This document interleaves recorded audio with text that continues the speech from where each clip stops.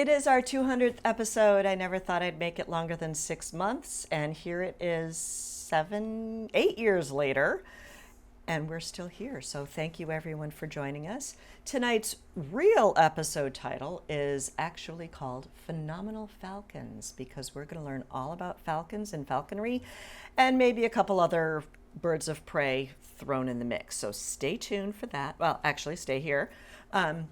But welcome. I want to thank everyone for tuning in this evening for our celebratory 200th episode. My name is STALindaMcNamee, and I'm the host, and we are not live this evening, so unfortunately you will not be able to call in. However, you can always email us at talk@bcattv.org. As always, I want to thank the crew for today. Jolie Atwood, a recent BHS graduate who's moving off to college pretty soon, so I am grateful for any of her remaining days before she moves. And we also have a newcomer in town in the studio today. Evan McNamee is making his studio debut doing camera, so thank you, Evan. And there is no Daddy Date Night tonight because Daddy's usually watching Evan, and Evan is here. So anyway, I think all housekeeping is aside. Oh, we also want to thank Chris Flaherty, who's the staff member here. Make sure all of us volunteers stay in line. There, got it. Now I would like to introduce my wonderful guest, and she will introduce you to her wonderful guests as well later on. Miss Wendy Pavlicek, who is the director of the Burlington Science Center, and also a falconer and a beekeeper and master of many talents.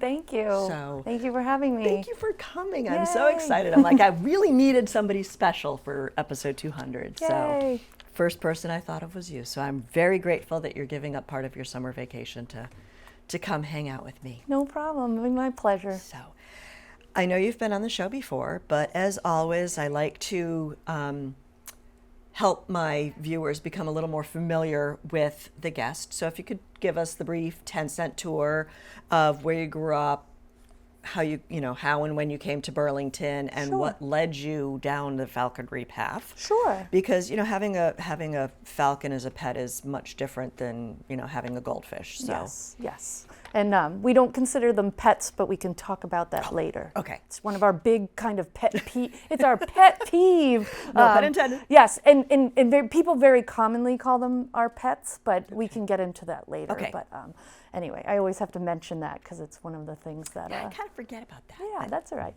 That's why you're here. So Wendy Pavlicek, I grew up in Clifton, New Jersey, right outside of New York City.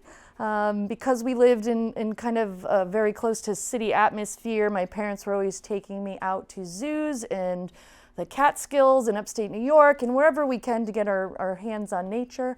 I ended up going to college at the University of Rhode Island and studied marine biology and algae, hence the tide pool field trip that we do with our first grade students. And after that, I started doing some internship work at the New England Aquarium and the Museum of Science, and ended up working at the Museum of Science for over 10 years. Wow. And Did you ever get to do the lightning show? I did the lightning show for many years. I'm so jealous. I Yeah. always wanted to be in that little bird cage. In the with you. cage, yep.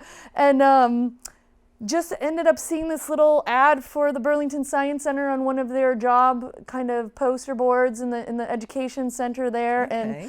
And thought, wow, I can maybe do this. And my passion was really teaching, kids in general, and wanted to focus more on, instead of having kids come for an hour program or seeing me on stage or do a lightning show and then leaving, I really wanted to A little more interactive. Yes, make a relationship and kind of have some impact rather than just a quick snapshot, and applied and got the job here, and I believe it was either 99 or 2000. Wow. I've been here for about 20 years now. And yeah, so now I've been here and I love Burlington, and I wouldn't have it any other way. Now, has falconry always been a passion of yours? No, I didn't really know what falconry was. So growing up in New Jersey, the birds are all like pigeons, and yeah, and always knew what birds of prey were, but when you think of falconry, you either think about Renaissance fairs with people on horses with a bird on their fist, or you think of things you might see in movies or on TV, or a lot of people have heard of the book My Side of the Mountain. And that's a storybook about a boy who befriends a falcon. And I think I saw it when I was like 8. I guess I need to, see it again. So there's a woman here in town. Her name is Diane Welch. She was my mentor. She had done falconry and was a falconer. She's one of the first handful of women falconers in the state. And I got a phone call at the Science Center saying that her son was at Pine Glen and she wanted to release one of her hawks back to the wild. And I was like, what? What is this falconry? So we became friends instantly and kind of talked about it. And she took me under her wing and brought me to a state. Under her wing, yes, falconry. Get it? Brought me to an event where falconers get together a few times during the season. And it's called a meet, where you meet and do things. And I watched these people do falconry with their birds, and it was amazing. And said, most people find it shocking. My father is a hunter, and I grew up with a hunting family.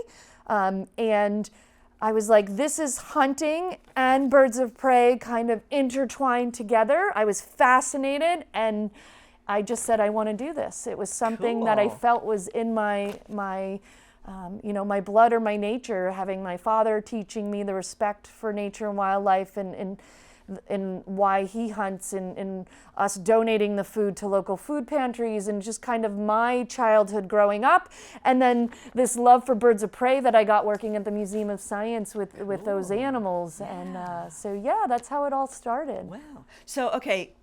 You met Diane when she had to release her bird of prey, which I want to learn more about that in a moment. And you decided that I want to do this. Yes. So what do you have to do? Do you have to go back to school? Is there like a licensing program? And what do you have to do to be allowed to do this? Yes. So it's very involved. You have to take a state test. It's you have to get 80% or better on the test, which involves multiple choice questions. How do you go to study for the test? Just hang out with other falconers? Yeah, you pretty much have to network, and there's some study guides and resources online, and start collecting books. Falconry itself, I just like to define it first before we move further. But falconry is the art or sport of hunting along with birds of prey after quarry or things that they would catch, and you do that as a partnership or a team. So it's hunting. You can work with birds of prey in 3 ways: education, like I do at the Science Center; rehabilitation, where animals are hurt or injured and you help get them better, and you either release them or other things happen where they don't make it; and then the third is falconry. And that is the sport of hunting with your bird of prey as your team or partner. Wow.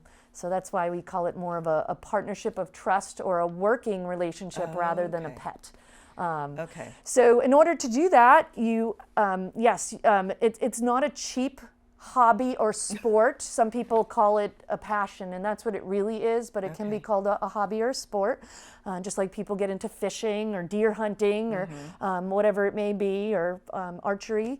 And so you first have to study for that test, and before you study for that test, you should really try to find someone to be your sponsor. So you have to be an apprentice first. You can't just become... you can't just show up and take the test. Right. You can, but it's not recommended. Because you want to have this background knowledge, and you want someone to kind of help, just like with teaching, you want someone to kind of mentor you and guide you through that. Now, does it have to? Any career field, too. Yes. It's always nice to have. Now, are there people who just study and take the test first and then look for a sponsor? Yes, and that's fine, too. Everybody has, it's just like with beekeeping, and everyone's got their different ways and methods of doing things. So after you pass your test, or if you pass your test 80%, that's with the state through Mass Wildlife. Then you do have to find a sponsor that before or after. And a sponsor is someone who signs off that they will be your mentor for a 2-year apprentice period. And then after that, you have to build your facilities or your enclosure, which is called a mews, MEWS. And that is a what I call a hawk house, or a Okay, house like a where specialized cage. specialized enclosure like the ones we have here at the high school. Yeah, okay.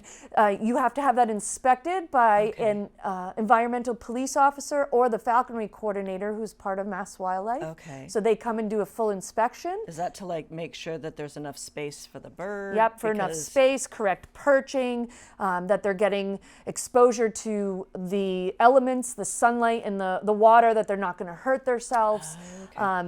You know, that it's proper care. A bird of prey is a protective species federally and state-wise. So you do have to have a license to do this, and hence the test and getting your mews inspected. Okay, do you have to like get recertified every year, 2 years, or 5 years, or? No, they can come do a surprise inspection at any time.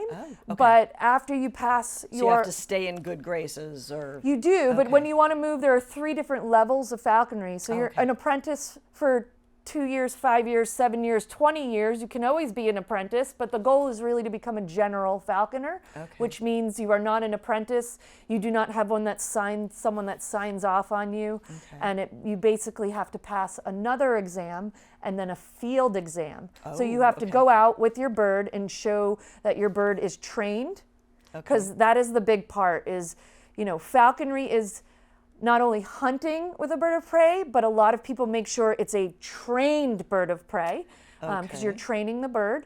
So they come out, and when they inspect you know, your abilities of how you work with your bird, how well it's trained, and how well you actually perform and do in the falconry. And then after you become a general, I believe it's another few years before you can become a master falconer.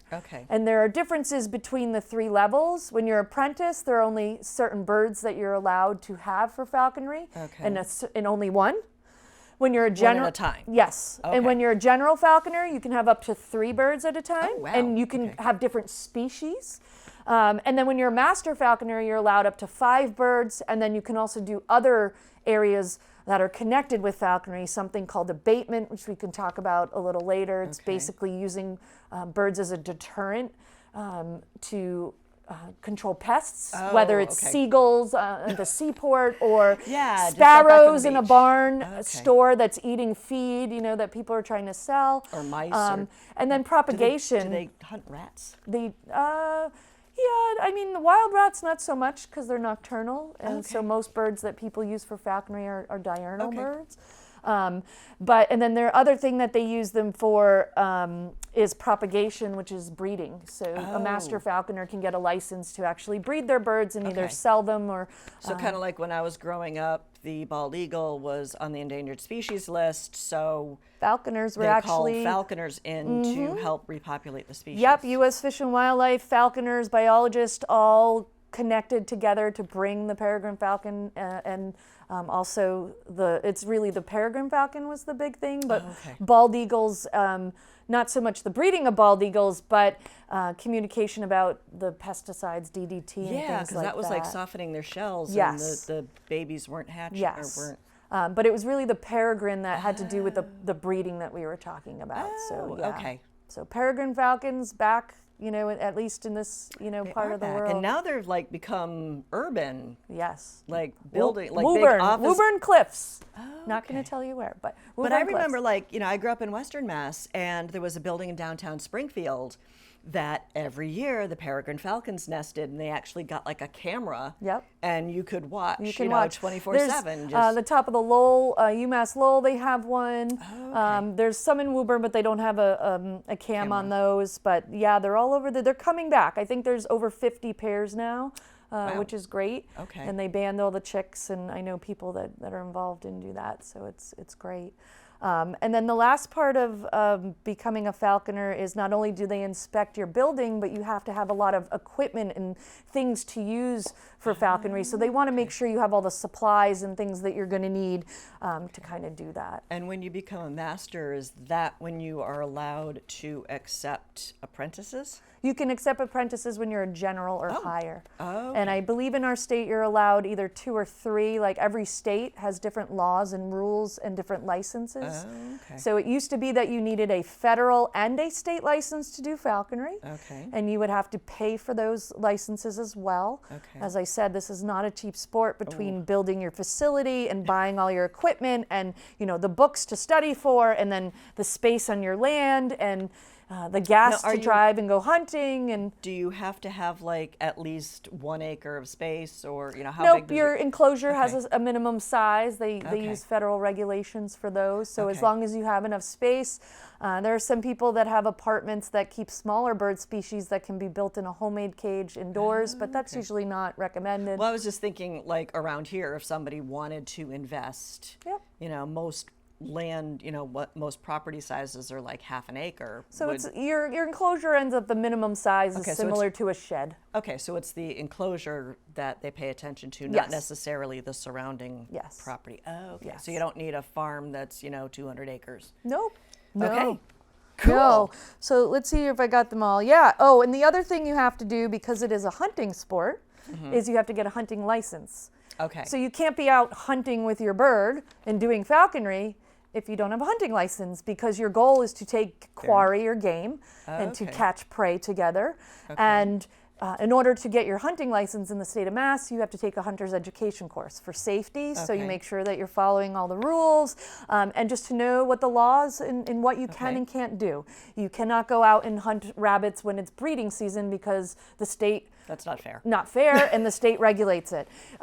You're not allowed to go out and hunt and take over a certain number of animals, because that's decimating the population. okay. Not that you can do that with most falconry birds anyway, but you want to make sure you're following all. It is highly regulated between your test, you know, your inspections, your licenses that you're getting, all of those things. So you pay for your falconry license, your hunting license, all the coursework that you have to do.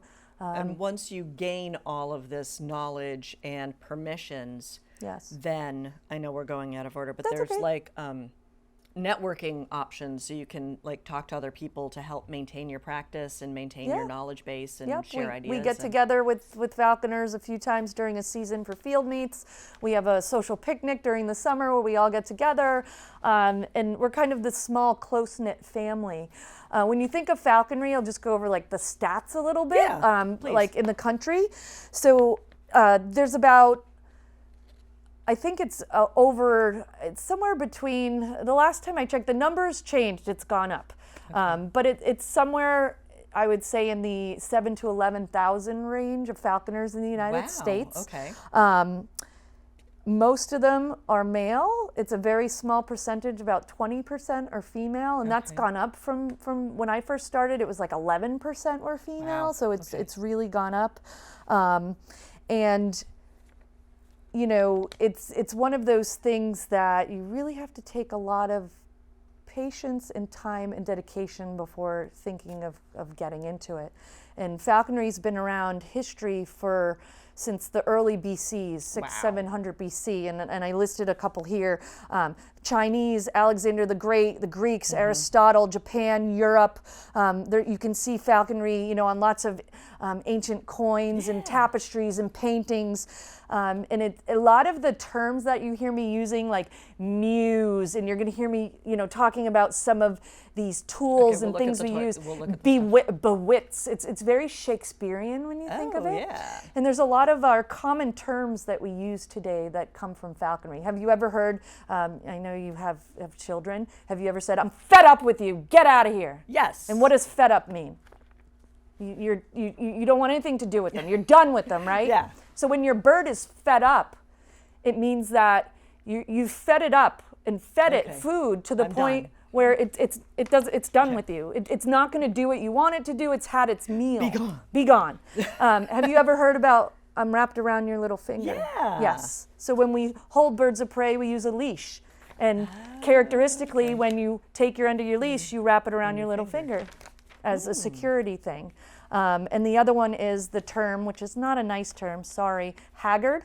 Okay. When someone looks haggard, Yeah. kind of rough around the edges and Yeah. kind of, I hate to use this term, I apologize, but like old and Yeah. kind of outdated. Right. So a haggard bird is an older adult bird that's kind of Past their prime. Yeah, past their prime. So all of these little terms kind of come from the history of falconry, Go which a lot of people figure. don't recognize. So, you use terms sometime and you don't realize where they come from. And then you go to Ren fairs and everybody's carrying a yes, stuffed, carrying the birds. And, and again, that was... hide your turkey legs. Yeah, and that was part of history from medieval times, and they did that. There was actually, they used to say, like, there are certain birds of prey and species that are used in falconry, and, some that are more common than others.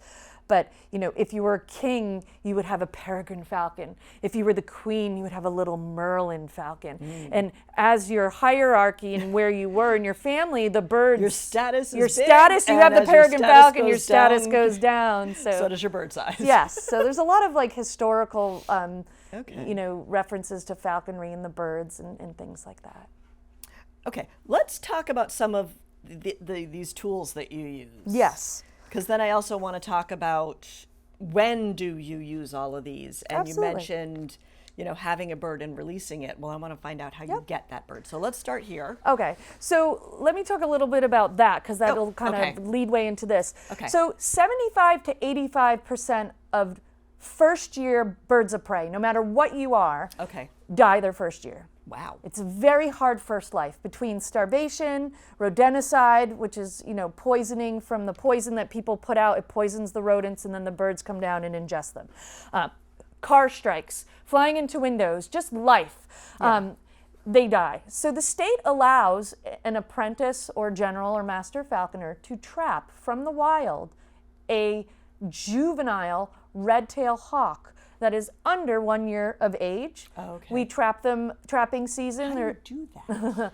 I have the trap here. Oh, okay. So trapping season is late August to January. We are not allowed to take adult birds because they're part of the breeding population. The other bird you can use in this state as an apprentice is called a kestrel, which is a little falcon, and I'll introduce you to one later. But Now, is that because they are more at risk of not surviving? Mm-hmm.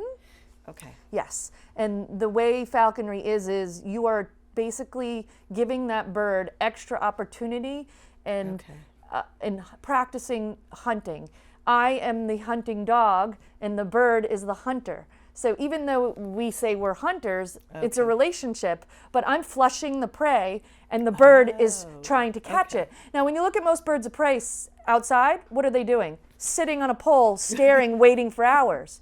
When you have a person making the prey run, you're giving them more opportunity to catch and be successful because it takes birds a long time to learn how to correctly grab a rabbit by the head instead of the bum, because if they grab it by the bum and the rabbit kicks them, the rabbit gets away. Exactly. And that's one of the things I always mention. I've learned to respect the prey as much as I have the predator that I'm working with. Okay. But what we basically do is we go out with our binoculars, and if we see a bird that's a juvenile, we take a bait animal like a mouse and we put it inside this cage. The mouse does not get harmed. And you basically toss it from your car or go out and drop it, and the bird hopefully will see the mouse running down. And if it's hungry, it will come down, and its talons naturally curl with their tendons when they grab something. Like I call them meat hooks. Yeah, well, and they are. When it comes down, it's going to grab this trap, and then there's these monofilament fishing line nooses. And all it takes is one toe, and the trap is weighted, and the bird gets stuck and is flapping, and that's when your heart starts racing and you're excited, and that's when your journey starts. Yeah. And then what you do is you run up to your bird, and you use what's called a hood. Okay, before what happens if an adult comes and gets stuck? You just release it. Oh, You make sure that you take the noose off and you release it. Okay, so you can do that. And believe it or not, sometimes we'll check the bird for any injuries, disease, parasites. And if they have parasites, I have my meds that I keep in the car, and I'll boop, boop, boop, and let them go. We weigh them. And So you're like a travel veterinarian yeah, at the kind same of. time. Okay. Kind of. And a lot of people see these in falconry. This is called a hood. Yeah. And what these do is when you take, it's just like when you want to feel secure, you put your head under a pillow or a blanket. Yeah. You muffle the sound, you close your eyes, and it just, when you numb your senses, it makes you calm down sometimes. So with the birds, it's the same thing. You take the hood Is that how big their head is?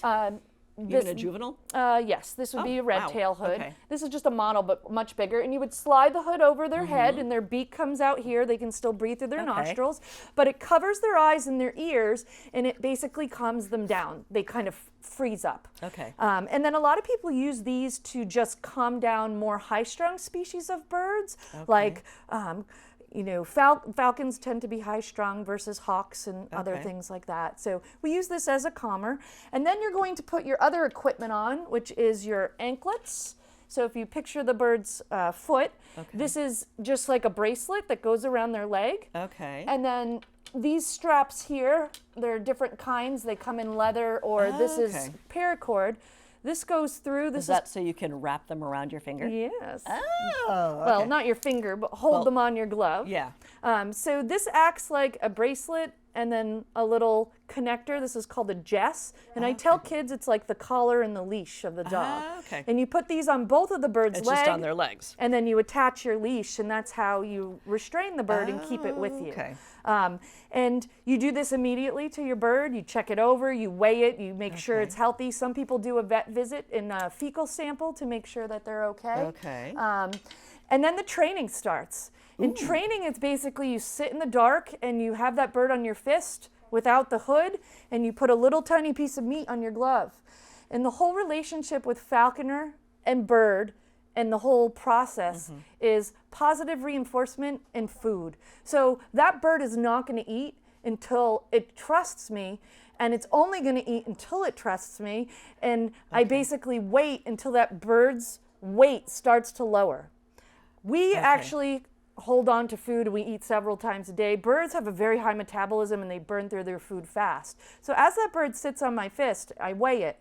And it might not eat the first day because it's too scared. Then the next day, the bird's weight drops a little bit. It's going to get a little hungrier. And some birds eat within 24 hours. My longest bird took 9 days to eat. I wasn't starving it. It was fine. It was not emaciated. It just wasn't hungry. And the fear was kind of overcoming its hunger. But when it starts to trust that you're sitting there, you're not going to hurt it, and its weight and its hunger starts to get really hungry, then it will bend down. The fear comes down and the hunger goes up. Yes. So you got to find that balance. Falconry is really about weight management, positive reinforcement, and then once they do bend down and start eating, and they kind of put that head down, which is a big deal, it's like a light bulb switches. And all of a sudden they're eating, and they'll just eat off your fist. And you do that for a few weeks, maybe 1 week or two. You walk around the house. You get them used to just being in your world that you used to be completely afraid of. And that doesn't domesticate them in any way, shape, or form? I mean, you are. You're slowly taming that bird. Okay. But it's all trust and food relationship. And eventually you get to the point where it's so comfortable, then you put the bird on a little perch, and you get it to step to your glove. Then you get it to jump to your glove. Okay. Then you get it to fly to your glove. And then you go outside, and it's like you start all over again, because it's like, I'm outdoors. Ooh.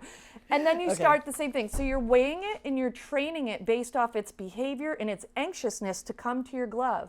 Because that's how you're going to get it to come back to you. Okay. Now, when you're weighing it, is there like a baseline? How do you know it didn't just eat right before you came, right before you captured it? It would have what's called a crop, and you can still see the food there. Because it could be starving when you catch it. It could be exactly had just eaten. So. And you can also tell by their fecals. Their fecals will be bright green. If it's empty, we call them empty. But if they have a crop, and if they have a full crop and they eat like full, it could take 2 or 3 days for that to go away and process their food. Usually the crop gets put over within a day. But I'm saying if it was a huge meal, they'll put that crop over and digest that food. And then it might take 2 or 3 days before they're even slightly hungry again, especially when it's warm like this in the summer, where in the winter they're burning through their food faster. So we weigh our birds. We put bells on their ankles. Because when you're letting your bird go and it's free flying and you're hunting together and there's foliage, and then in the winter when the leaves drop, they blend in and camouflage. So this is how you locate your bird. And if it doesn't scare the prey away? No, and if a bird crashes and it's in like the brush and it's on a rabbit and you can't find it because it's like in a bush, you can locate it because when they're picking on their meal, you can hear the bells. Now, can you just use like any bells, or are those like specific? They're specific bells birds? that Okay. have tones. They're lightweight. They're not going to hurt the bird. Okay.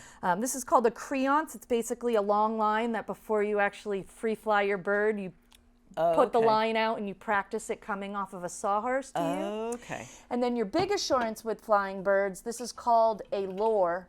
And what you do Okay, is... I've seen those at like the Topsfield Fair Yeah, where they and like they swing them around. So what you're doing is when you're feeding off the glove, you're using little pieces of meat. So you're getting the bird to come, and it's repetition, and you're forming a habit with them. This, you put a giant, like, piece. Steak. Yes, it is like a giant steak. You put a big meal on here, like a full rat, a full quail. Okay. And they know when they eat this that they're getting not little pieces, they're getting a big meal. And you do this several times throughout your training. And this is your assurance. So if a bird ends up getting scared off by crows, or you can't find the bird, or it's not really doing what you want to, because it is training and training doesn't always go well, you swing this and it's like your assurance to get them back. Okay. So pretty neat. And then this little thing I have here is called telemetry. So you can add this to your bird's anklet, and it's a, I actually have the battery in, So you can like find it? and you can hear it beeping. And I have a receiver in my bag here, and you can find it. And the reason why I use this especially, along with my handy dandy light, is I fly an owl at night in the dark. Okay. That has silent Do you need flight. like night vision goggles or anything, No. or do you? Oh, okay. And not many people fly owls in falconry, and a lot fly them during the day. So I'm kind of a weird ticket that started doing this at You're a night. nonconformist. Yes, but there are some other falconers Trailblazer. now that are flying owls at night and doing things like So, that. So since these aren't pets, yes, we've made that, you're training it to trust you and giving it a better chance of survival. yes, I call it a partnership of trust. That's Okay. what it is. How do you know when it's time to part ways? So you can release your bird after its first season. You want to release it. Season goes from October hunting season to March. It coincides with things that aren't giving birth at those times. You can release your bird after your season's over. You can hold on to your bird for 5 years, 7 years, 20 years until it passes away. But Really? Okay. it's really a falconer's choice. Okay. Most people release their birds after a few years just because they want to experience other birds, and every bird teaches you a different thing and different lessons. And some people get captive bred birds like Harris hawks and things that aren't native to Massachusetts, so you can't release them. And then you desensitize the bird's relationship to you and food. So if I stop handling a hawk that I've trapped and hunted with all season, Right. if I leave it in its cage and it doesn't see me with food, and I stop and I bring its weight way up, and I'm not managing that, and I'm just throwing food in, and it's eating and it's eating, and I'm not handling it, usually about 6 to 8 weeks they revert back, and that's it. And they can then survive in the wild. They know how to hunt, but they have a better chance than that 80% that it would have died its first year. And then there are other species that people buy because they're not, they're not, people, when you're a general falconer, don't trap the birds. They're purchasing, captive bred birds. Okay. So if you purchase a captive bred bird, you can't release that because it was raised in captivity. Now, the way you tell whether it's captive bred or not is A the little band. band on Yeah, them. that's on Okay. their leg. Because I think my sister had like little lovebirds. I know, totally not the same, but No, it is. Yeah, it's similar though. Yep. There's a she little had band. little baby ones, and you Yeah. had like a very small window to get that on the little the baby's leg. leg. So one of the birds I have here is a captive raised bird, and her species is used for falconry, but she's not a falconry bird, but she's captive bred and has the band, but she can't be released because she will seek out people for food because she was hand raised and thinks people need food, and it's instilled in her brain. Okay. Well, that's a lot like wild animals. They tell you, I live down in Florida, they're like, don't feed the gators because then they'll come and seek out And food. the difference is that a wild red tail, even if you're trapping it at 3 months old, it was still raised and fed by its hawk parents, so it knows it's a hawk, and it can always go back to being that hawk without the training and the reinforcement and the trust. So it's really hard to believe that you can take a bird from the wild. 6 to 8 weeks is an average to have it free flying and hunting with you, and then it takes the same 6 to 8 weeks to just stop doing it and switch it back over. And some people do what's called a hame tack. Okay, So what they'll that? do is instead of just releasing the bird and saying goodbye and walking away, Okay. they'll actually, bring it to a spot and leave food for it every day and see if it keeps coming back, and then eventually the bird just kind of leaves on its own. Okay. And some people, hame tack means a different thing where they're raising a baby bird and they're actually letting it be out in the wild for a little while, but yet still calling it and feeding it. But yeah, there's so many little avenues and weird things with falconry. It's like we can have 4 of your shows to talk about. Yes, we can. I know. Now, I want to talk a little bit about like rehab and what might make you get a phone call saying, hey, there's, an animal that I think needs help. Yeah, so falconers don't only, when you see falconry online, it's a tough thing, just like anything online. There are ethical hunters and people who do falconry, and then there are people that they call it this blood sport, and they're out there just doing this because they want to kill things, and that's not really what it is for most falconers. Okay. Most falconers do this because of their love for the birds. And they want to help the birds. And they want to help the birds, and, a lot of people use their game and feed their families. My friend Erin takes the rabbits and has wonderful dinners with her father, and my friend Kim, this sounds odd, but would hunt sparrows and barbecue them and eat them. And a lot of the food that's caught back goes back to your bird, but some people do use that. I have made Thanksgiving rabbit stew, and I still haven't tried squirrel, but kind of. Yeah, I don't blame thanks. you. That's... But falconry has lots of different sides, but falconers themselves do a ton of conservation talks for Boy Scouts, Girl Scouts. There's a festival in Mass called the Big Mo, the Massachusetts outdoor event that's run by Mass Wildlife and Fawns, and the Turkey Wildlife Federation does an outdoor women's event that we go to every year. You'll see we have this banner. We have a local club in Massachusetts called the Massachusetts Falconry and Hawk Trust. It's only 35 members. There's only about 70 to 100 falconers in the state of Massachusetts, but again, the numbers are growing. But we have this banner printed because we end up doing a lot of these festivals and talks. I just had someone email me to ask to do something at a campground, and a lot of the time we can't. Because either of time or constraints, we can't go out of state with our birds because of the licensing. Every state has their different rules. And again, this is a personal hobby, and some of people just find enough time to work with this bird that takes a lot of time and dedication to work with. But a lot of us do conservation talks. And a lot of times animal control officers or even local rehabbers, there's so few of them that specialize in birds of prey that they use us as a resource. So I'm working with a rehabber a lot up in Gloucester. Her name's Erin Hutchings. She's amazing. Jessica Zorge is down in Shrewsbury. She's amazing. And it's just, she's an hour away. And if something's found here locally and it's hurt or sick, or they, I can triage it and I can keep it quiet and hydrated and give it some things that I have that it needs for the night. Even stabilize it. Yeah, and I work, just before I came in here, Tufts Wildlife Clinic called me. They have some fledgling red tails that were suffering from rodenticide and were treated at the wildlife clinic and now need to be put back out there in the wild. Now, they're not going to put that bird back out where it was poisoned because the environment that it's around has poison. It's poison, yeah. So they'll ask local falconers who might know where there are nests or other families to release these birds. And I've released 3 birds recently back out to the wild, and this will be the 4th that they called me.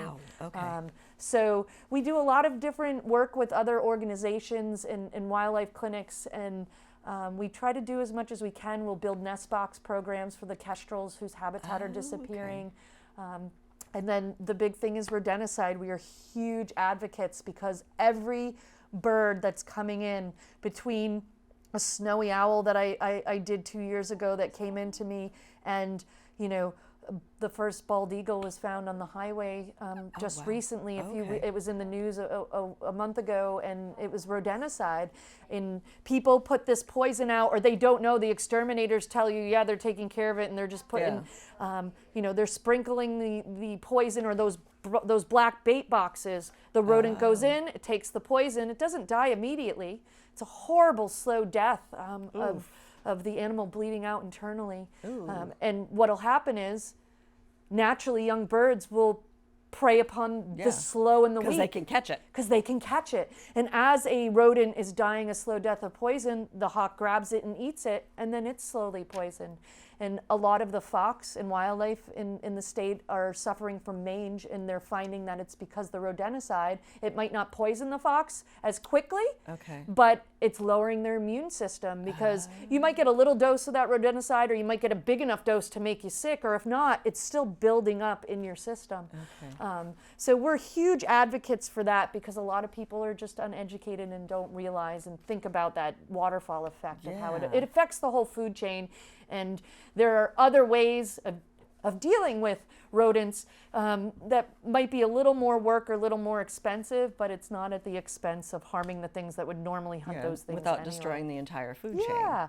So, you know, we've done things with cabela's before, and, you know, rescues. You know how many Home Depots and warehouse buildings that call? And, like, well, they always have, like, sparrows flying around. And they have a hawk in there, and how else do you get it out? Because the building's huge. Home Depot never closes. So you put a trap up on top of a box somewhere. If the bird's hungry enough, it comes down. So I've been successful. Now, is it usually like juveniles in the Home Depots? Usually, yes, but yes, big it warehouses? is usually juveniles. But you know, I'm sure there's been instances of adults and stuff. But you could still catch the adult. Not always, but sometimes I've caught a red shoulder and a Cooper's hawk successfully. Oh, wow. Sometimes I go and I try, and I think one was in a Honda dealership not too long ago with Jessica, and that was interesting.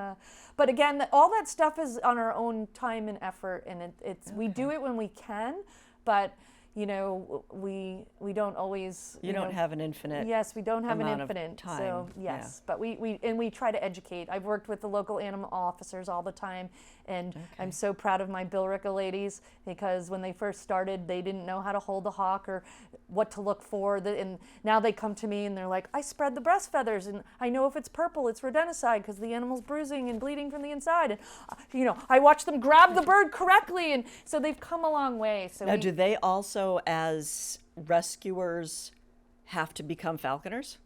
Do they have to go through the whole license? No. Okay. No. So you can be a rehabber and just kind of do that on your own. And animal control officers go through their own training and licensing too. But when you're an animal control officer, you're mostly dealing with dogs and cats. Right. But then you do end up dealing with raccoons and skunks and birds of prey. So, you know, when you're newer and you haven't dealt with many hawks, it helped me. They would call me and I'd meet them on site and show them what to do. And then eventually I don't need to. They just bring me the birds and they'll say to me, can you just assess this quickly and look at it? Because then they have 5 other calls to deal with. And sometimes I'll just hold on to the bird and then get a ride to the hospital. So it's just, you know, we all help each other and we're a resource for many things. Perfect. Yeah.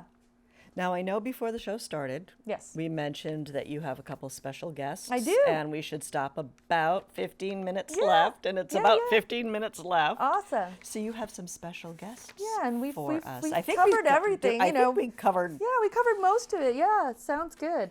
I'm just going to unclip for a second to go grab the bird. The first bird I'm going to bring out might be a little noisy.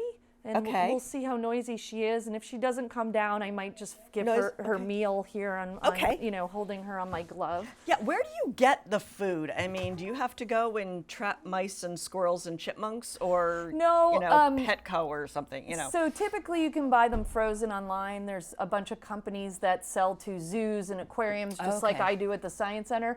And then a lot of your food will come from prey that you catch. So if you catch a rabbit, if your bird catches a rabbit, it will eat its fill. But a rabbit is about 7 to 8 meals for a bird of prey. Okay. Do you just freeze it in between? You cut it off and process it, and and you. Where do you learn to do all that? Again, just on the. Hi, Diane. You have to teach me how to dissect a rabbit. Yes. One of the hardest parts was me.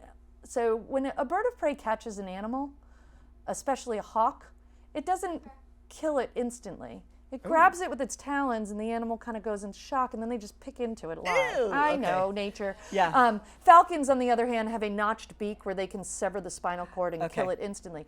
But as a falconer, you want to be as kind to the prey as possible. So when my bird catches a rabbit, I dispatch and actually end the rabbit's suffering quicker than it would with the bird. Okay. And that was really hard for me. Yeah. But it's all part of this kind of like crazy, incredible relationship that Wow. I never would have had otherwise. So Okay. yes, let's go get Gigi. Gigi. Oh, that's exciting. Hi, Gigi. Hello.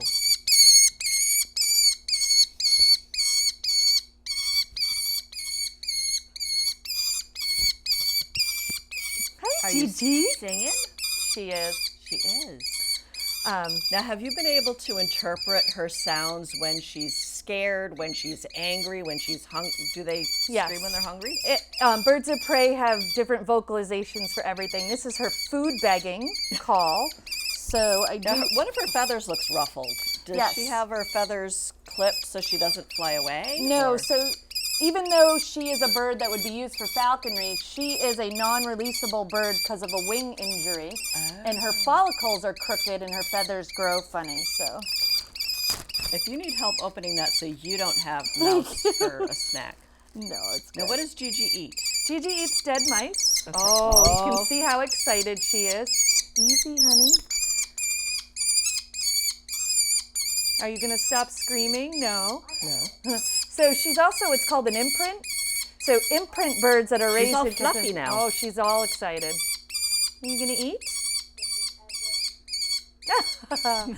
So kestrels are used in falconry to hunt small bird species like sparrows, starlings. Okay. And even though they're the smallest falcon in North America, they have the heart of a lion. And they can, when you think about a starling, it's a bigger bird than she is. Oh, wow. I'm not going to take your food. I am not going to take your food. And falconers will typically hunt small insects at times in late falconry season, Okay. but they'll hunt basically mice and small birds. And my friend Kim would go to the local Agway feed stores and fly her kestrel to keep away the little sparrows because they would poop on all the feed and stuff like that. Are you gonna eat? Go ahead. Please go.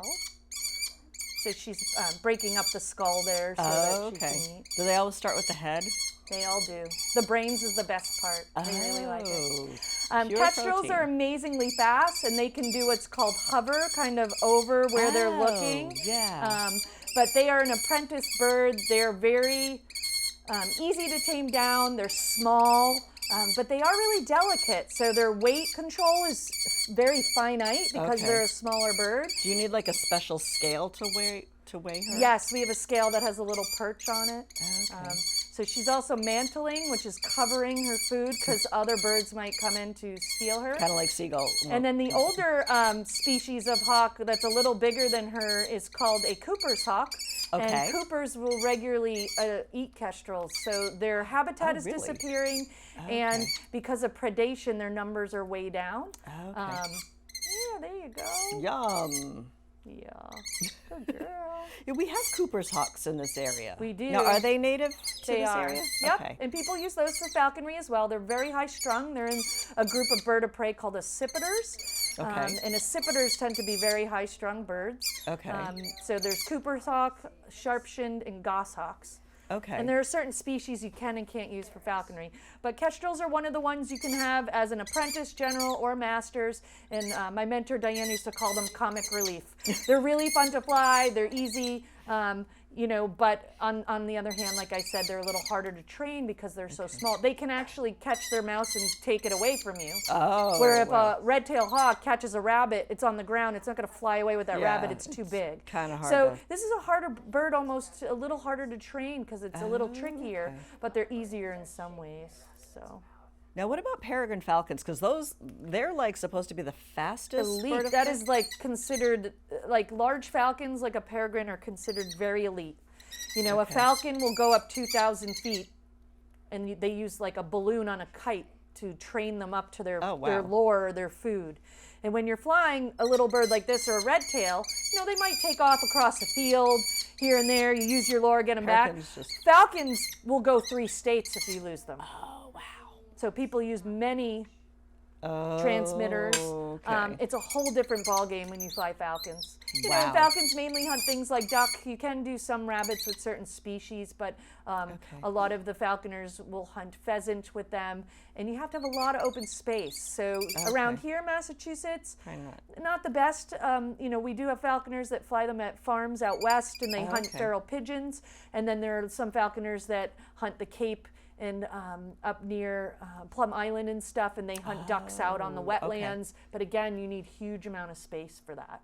Is she going to eat that entire mouse? Yes, she will eat that entire mouse. And then when does she need to eat again? Tomorrow I'll feed her. Wow. Yeah. That mouse weighs as much as she does. Yep. She's quieted down. She has, finally. Yeah, they're beautiful little birds. Oops. Whoops. I've never flew one for falconry, just because I've had one for education all the time. Are you sure you want to put your hand that close to her? She's okay. She's usually pretty gentle. Do you want this? No. Oh, so that's her happy chitter. Oh. That's her little. That is a happy sound. Yeah, she is a happy. And again, most birds don't. I get to eat. I get to eat. Yeah. Now, because her wing is damaged, do you have to do any special care, like trimming her wings? No, she's actually fully flighted, and she can fly fine. Just her feathers grow a little funny. Okay. And she's captive bred, so I can't release her. Okay. And you know, kind of another reason why I wouldn't use her exactly for a falconry bird, just because if I got her as a baby and kind of raised her as a falconry bird and started that relationship, but I got her, you know, when she was 4 or 5 and already kind of an ed bird, so.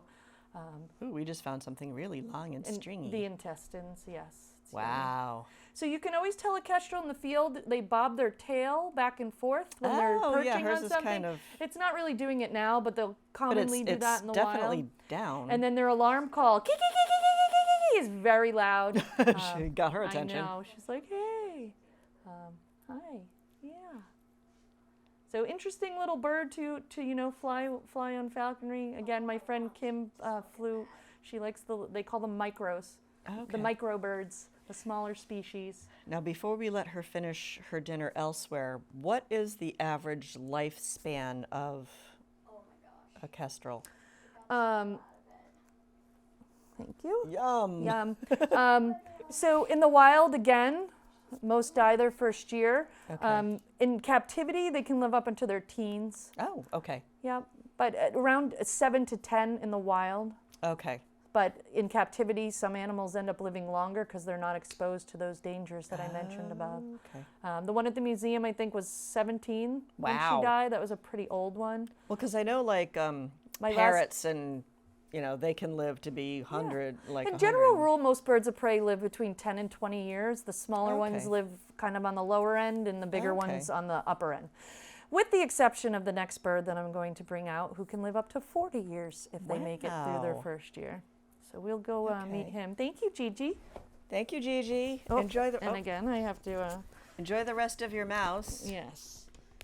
And this next one I have to go retrieve as Oh, okay. You need the big love. Oh, happy chitter! Happy chatter. Yeah, you're gonna go right That's one happy little bird. Now, can she eat in the dark? She can. Okay. Because she's going back into her little dark cage. And here we have, is this Edison? This is Ed. Oh, you want to eat that? You want the microphone? No, that's not food. Yes. So this is Edison. Hi, Edison. Edison is a great horned owl, Okay. and he is 6 years old. And he was found on McKechnie Drive, a road here in Burlington, as a wow. baby. And he was 10 days old when he was found. He was kicked out of his nest several times. And the wildlife officials decided to allow me to hand raise and imprint and keep him as a falconry bird and an education bird because of what I do here is my job. Okay. So I had the honor and pleasure of raising this great horned owl from a little baby. Wow. And started training him with some guidance from a woman in Spain who free flies her owls. Wow. And some other falconers, you know, across the country who have done that. And I first started flying him during the day. It took about 2 to 3 years to get him going to what 6 to 8 weeks would be for a hawk. Oh, wow. Okay. So they require a lot of extra time and patience and repetition. Okay. They are a nocturnal bird and not a diurnal bird, so trying to fly a bird out of its normal, kind of Okay. activity. Are you was, able to train him to be? Yeah, he'll fly to me and stuff during the day, but he kind of turns on and hunts best right when the sun's sitting, and then into the night. So it took me a while to bridge over into hunting at night in the dark, somewhere safe. Yeah. Where you can't really hear him fly because they have silent flight. They do. This noise comes in very helpful because if I call him, he'll respond back with that noise. Okay. This is a contact call, so just like cockatiels and caged birds have a contact call that they call back to their mates, he's calling for me. I didn't realize that owls had furry feet. Yes. Well, feathered feet. Feathered feet, they do. And you can see he's got those anklets and jesses on. Hi. Okay. Oh, yeah. He's got quite the talons. Yep. And Now, do you have any idea why he was kicked out of the nest when he was he could have been the runt and just the older siblings kicked him out. It could have just been, coincidental that he was just curious and bloop was falling out. Okay.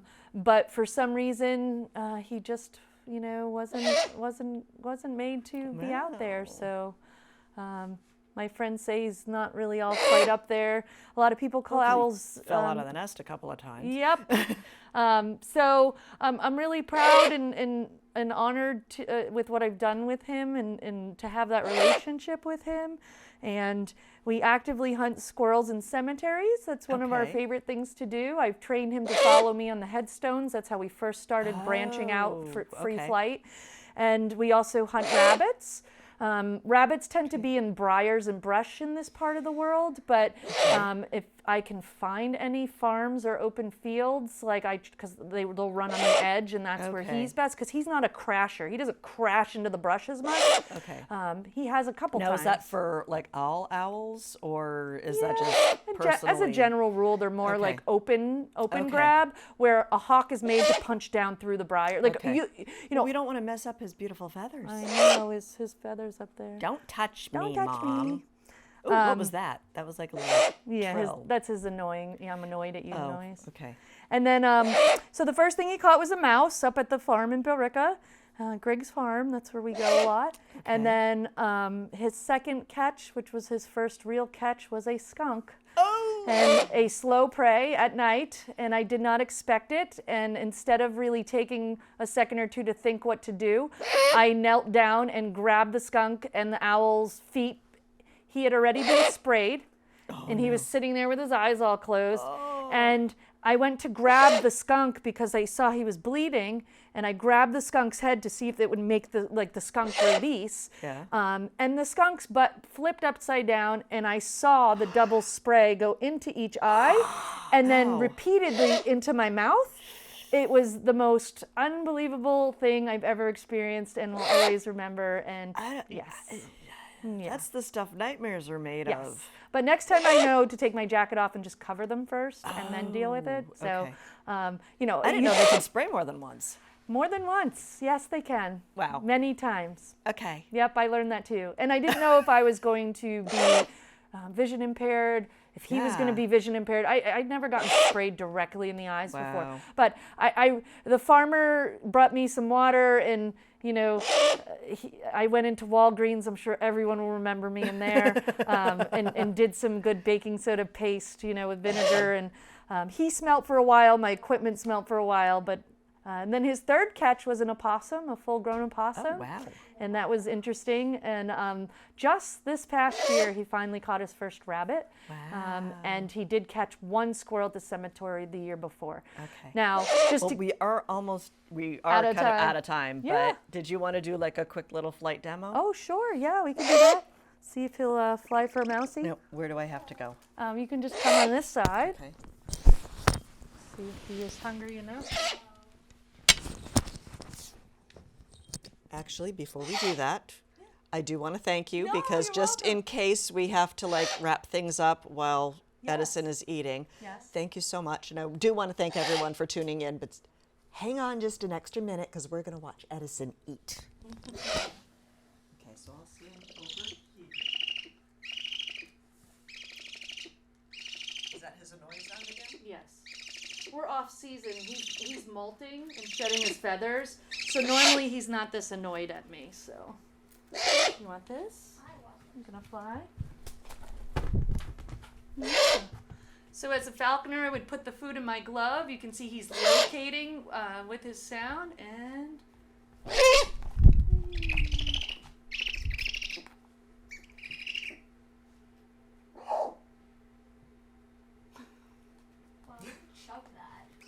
Would you like to try? Oh, could I? Alright, what do I have to do? Oh my gosh, I gotta get my mom. You gotta get this, dude. Yeah. I'm getting my mom. Come over here by me. Over here by you. Yep. And I want you to just put this in yeah. and then just put your fist in. Oh, I'm getting this. And then once he's I'm got not- it down, Oh wait, I'm not holding on to him. that's okay. Okay. Miss Jessica. You can bring him back to the chair and then I'll take my glove back. He I should have to leave get my right mom there. holding it. There we go. That is so cool. Yeah. Now I'm gonna come around here because I don't You want need to to put your scare mic him. back on. Yeah. And there we have. So that would There be we like a have little it. beginning training station. I would obviously not be using full mice, little pieces, No, but okay. yep. So he flies to me. He still Excellent. flies to me off season, even though he's iron weight, which is good. So Right. Well, I don't want to go too far over, but thank you so You're much for welcome. coming. No This was an problem. excellent ending to an excellent, yes, congrats on the Yay! 200th episode. Right. Thank you so much. And thank you, Edison. And thank you, everyone, for tuning in. Have a great evening, great week, and I'll see you around town. Good night.